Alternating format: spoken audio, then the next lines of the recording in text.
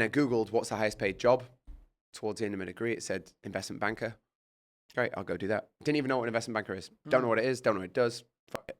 If I'm going to give up all my freedom, let it be for the world's biggest check. Yeah. And Max amount of money. yeah. Yeah. And I applied to every bank that there is, and I went through loads of interviews, and man, I got a lot of good stories about that. Yeah. A dude came up. I did an internship. At a bank? Yeah. Okay. But the way that I got into this internship, how it all started was there was a careers fair. And all the different companies come to my university and they all pitch the students on like, come and work for Rolls-Royce or come and work for whatever, IBM. So Goldman Sachs is this really big investment bank, had come there and they were doing this stand. And Goldman Sachs gets a printout of who the top students are.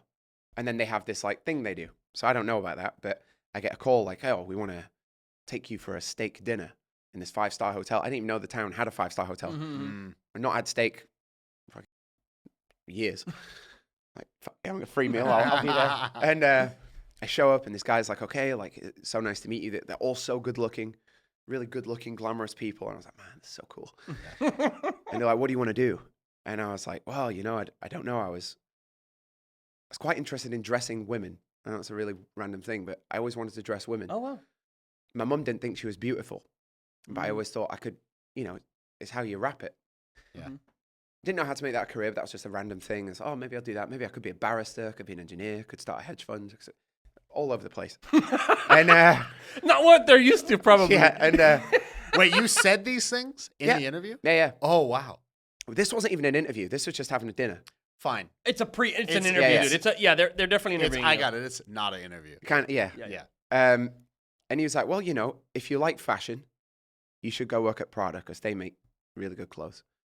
And if you like, I think I'd like engineering. If you like engineering, you know, Rolls-Royce, they make the best engines. But if you like money, you should work with us because we make money. And then, he hammered the point, and I was like, where do I sign? Where the fuck do I sign? Because by that point, I got over a decade of just been surrounded by people with money and me not having any. Yeah. And which is ironic, you know, I now play shows for like super rich people who, it's weird how that actually now thinking about that. Yeah. And so I go there, there's loads of interviews. That particular year, they'd fired a lot of people after a huge economic crash.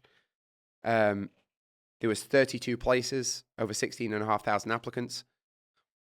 And there was one position in the top team. This team has never hired anybody who's new into the bank. Wonderful Australian man called David Raftis is doing the final interview. I've done all these stages of interviews. This dude walks in, and he's the head of that top team.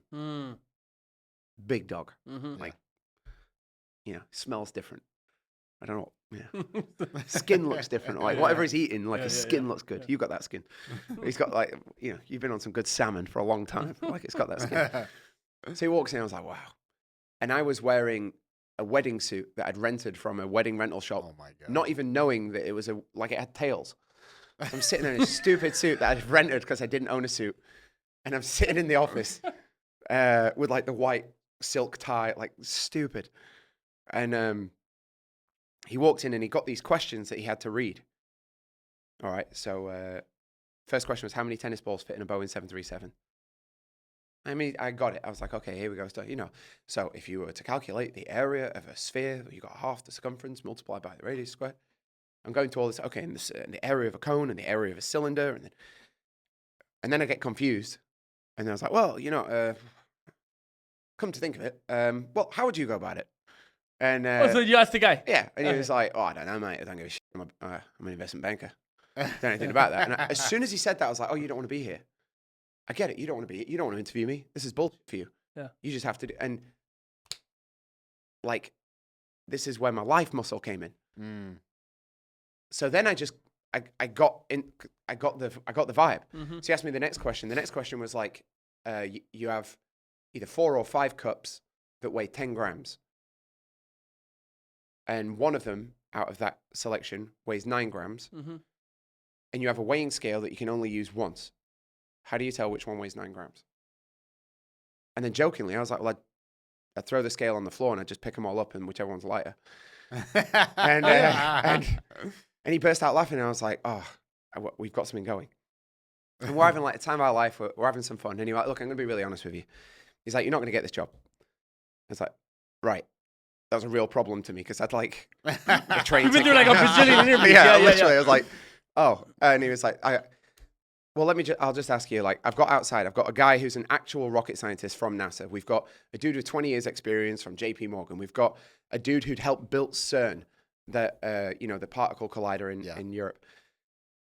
So I've got a guy whose surname is Rothschild. I've got another guy whose surname is Naylor Leyland. Why would I pick you? And I just like, because I'm not that. I don't have any safety net. And I just really was honest with her. Just like, look, because I'm not that. I don't have a safety net. I've not got Big Daddy. I need this.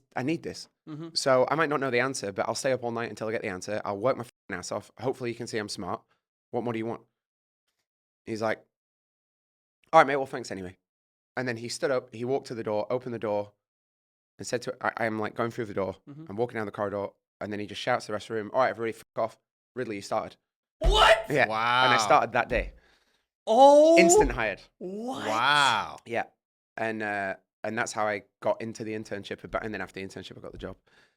And that was it. That's how I got in banking. Wow.